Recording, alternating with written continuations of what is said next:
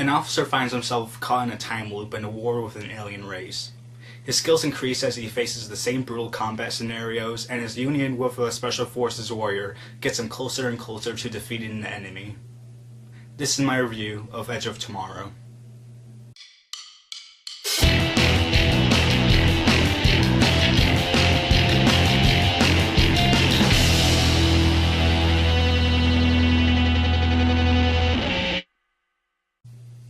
So Edge of Tomorrow was either based off a graphic novel or a manga called All You Need Is Kill.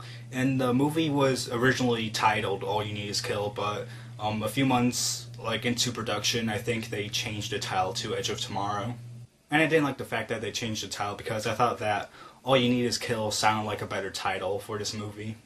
And the reason is because of the concept that's behind this movie. Yeah, so when I first saw the trailer for Edge of Tomorrow, there were a lot of people that either made fun of it or didn't like it, because the people that were making fun of it were saying that it looks like Oblivion Part 2, which was sort of true because the tone of the trailer made it seem like it was Oblivion, and the way the scenes were shot in the trailer, it made it seem like, yeah, it looks sort of like Oblivion. And the people that were hating were saying the same thing, it just looks like another, Oblivion. But to me, I thought the trailer looked awesome because after knowing the concept of the movie and after seeing the trailer, it looked like it was a mixture of Groundhog Day with Elysium, with Starship Troopers, and I couldn't wait for the movie to come out because it looked like a fun time. And after seeing Edge of Tomorrow with my dad, I have to tell you guys that I thought Edge of Tomorrow was an amazing movie. I thought it was spectacular. The good points. The thing that I thought was very clever and that I thought was fantastic about this movie was the writing, because the writing kept the movie very fresh, because every time that Tom Cruise dies in the movie, he goes back through the same time loop and there's a new spin on each time loop, or there's something new that happens every time loop that keeps the movie fresh and doesn't make it boring at all. And that's one of the things I liked about Groundhog Day, because Bill Murray's character goes through the same day over and over again, but every time the same day comes, there's a new twist to what he does, or he does something new each day. But I also like the writing because of the storytelling that I had as well with the character development, and I'll talk about Tom Cruise's character because I found his character to be the most interesting in this movie. I thought I also did a good job of telling why Tom Cruise's character can't tell anyone that he has this power, because people will just think he's crazy or insane. And I also thought that the writing was clever with telling us the rule set. And by the rule set, I mean the reason why Tom Cruise is going through this time loop and what happens when he goes through this time loop. Because the writers tell us both verbally through the characters in this movie and visually in the movie what this rule set is, and that's what sort of got people mad about the ending of this movie, because they didn't understand it. And that's another thing I like about this movie is the ending, because it gives you another piece of the rule set. But I'll explain myself later on in the spoiler section why I like the ending. The directing by Doug Liman, who also did films like The Bourne Identity and Mr. and Miss Smith, was really good. I thought his directing was phenomenal for an action movie. Because not only was it an action movie, it also had a mix of action and comedy with it. And speaking of that, I thought that the mixture of comedy, action, and drama was done very well. Because the writers seemed to know where to put these comedic moments, or these action bits, or these dramatic moments throughout the movie. The acting by Tom Cruise, Emily Blunt, and the rest of the cast was done very well. And I thought that Tom Cruise did the best job because of his character development throughout the movie, because at the beginning, and this isn't spoiling anything because you get to notice in the first 5 minutes of the movie, but he's sort of this cowardly officer that doesn't want to go into battle because he's terrified of it.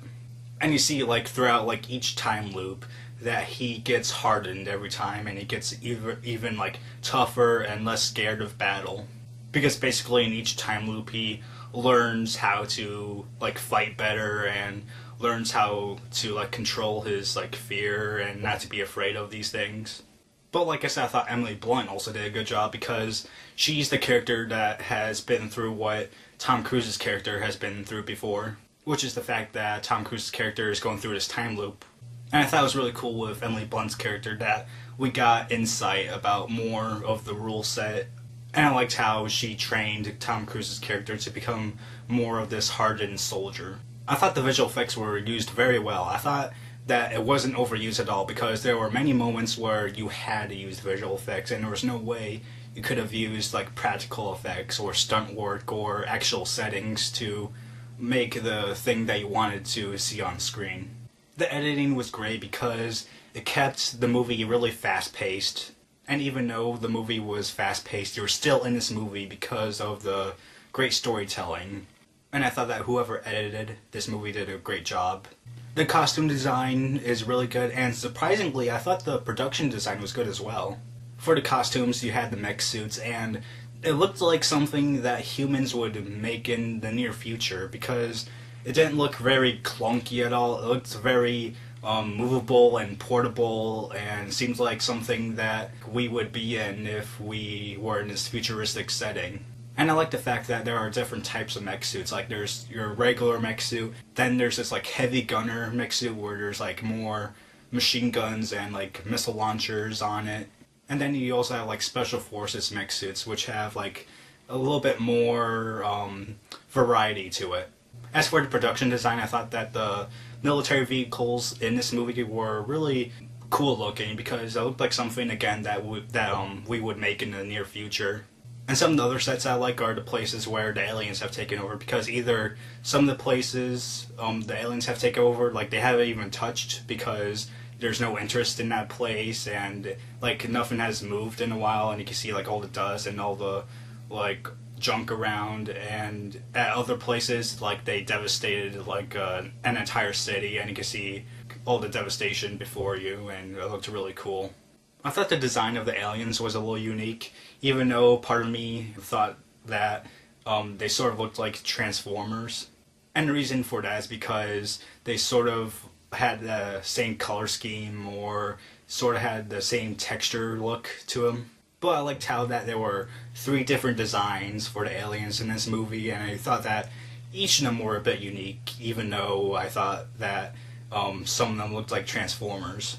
The final good thing I have to say about this movie is the sound design, because I thought the sound design was done very well with the alien noises and with the gunfire, the explosions, and all the other different sounds that you heard throughout the movie, because you felt like you were in this movie because of all the sounds and noises that you heard.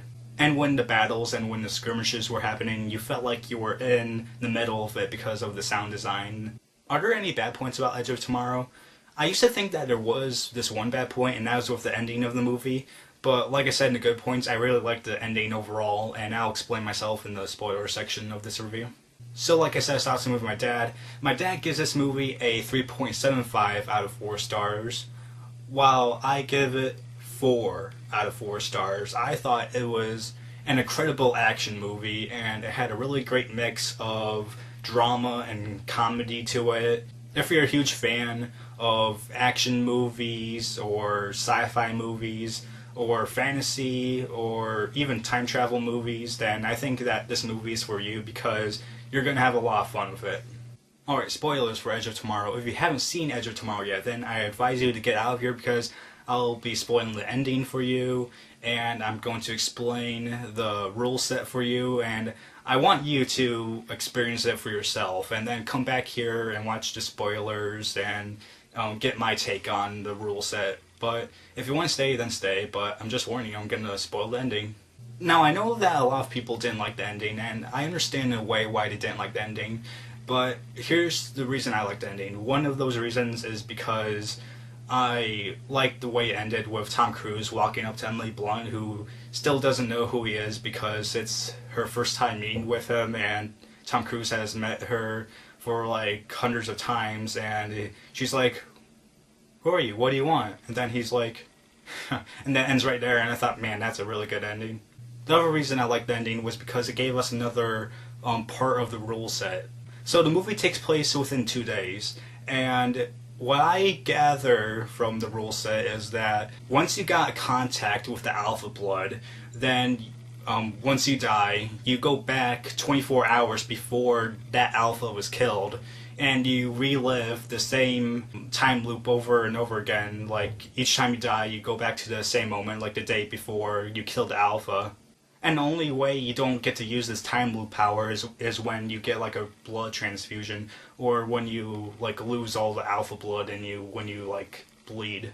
And I like that part in the movie when Tom Cruise is going to find the Omega for the first time, like in that dam, and the Omega isn't there, and it was like all a trap just to get Tom Cruise there. And the Alpha like cuts Tom Cruise's arm or something, and he starts to bleed, and Tom Cruise knows that the Alpha is trying to like make him lose the blood so that he can lose the ability to like time loop. And another thing I learned about the ending for the rule set is that once that Alpha died, when Tom Cruise died for the first time, that Alpha never existed. Now let me explain myself, because some people are probably like, wait, what? So when the Omega dies and when Tom Cruise is dying, the Omega's blood gets into Tom Cruise's bloodstream, and Tom Cruise time loops back to the time he's on a helicopter that's going into London, and that's the first scene in the movie. Now some people are confused about this because it's like, wait, why is he here all of a sudden? And the thing is that some people don't realize that the day that Tom Cruise went to the General for the first time was within the same day that he was shipped off to the military base. Now what happened there is, like, if we're still keeping the same rule set that we have for the Alpha blood, then the Omega blood sent him back a day earlier. And what happened a day earlier was when Tom Cruise was landing in London to meet the General. And the reason that I say that the Alpha never existed was because of the fact that when Tom Cruise, at the end, went through the time loop with the Omega blood, the General was on news saying that there was this power surge that happened in France. And from there you can infer that that power surge was that the Omega never existed from that moment when Tom Cruise went back in time. So if that's what happened to the Omega at the end scene, then we can infer from there that that's probably what happened to the Alpha at the beginning of the movie. And the reason I didn't say that that was a bad point was because it wasn't the movie's fault that it didn't tell me. It was my fault, because either I wasn't paying attention or I was thinking about something else. And I can't underscore a movie when it tells me either verbally or visually like what the rule set is. And the other thing that people didn't like about the ending for Edge of Tomorrow was the Hollywood ending, when Tom Cruise and Emily Blunt like survived when Tom Cruise got the Omega blood and went back in time.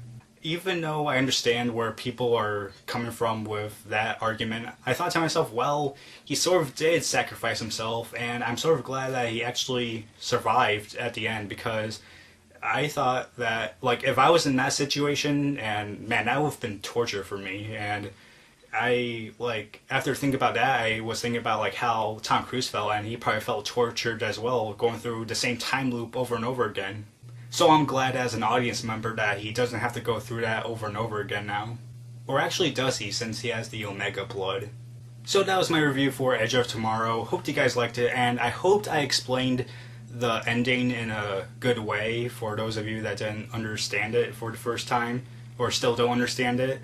Hoped I didn't confuse you. But other than that, that's it.